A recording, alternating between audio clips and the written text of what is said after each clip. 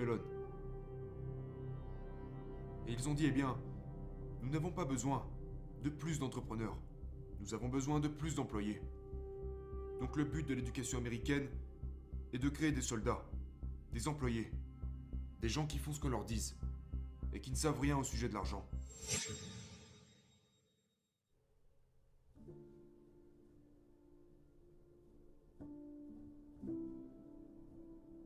Pour commencer, je vais aborder très rapidement les différences qu'il y a entre ce qu'ils vous enseignent à l'école et ce que mon père riche m'a enseigné. Donc, tout d'abord, la plus grosse différence, c'est que la plupart des professeurs sont comme mon père pauvre. Et en fait, c'est tout le principe de Père riche, Père pauvre. Vous savez, Père riche, Père pauvre est un livre sur la comptabilité, le sujet le plus ennuyeux de la planète. Mais le deuxième livre que j'ai écrit à ce sujet, c'est celui-ci. Ceci est ce qu'on appelle le cadran du cash flow. Vous savez, E, S, B et I.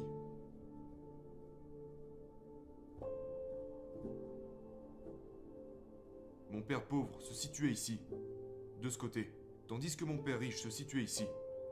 Donc la différence, c'est que les écoles ne vous apprennent pas quelle est la différence entre ce type de gens et cet autre type de gens. C'est le gros problème.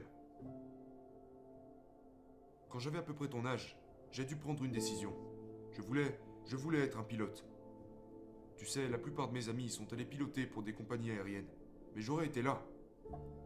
Ou alors, j'aurais pu piloter des petits avions en Alaska, tu sais, transporter des gens un peu partout, en privé. Un genre de pilote avec un petit avion qui transporte des gens.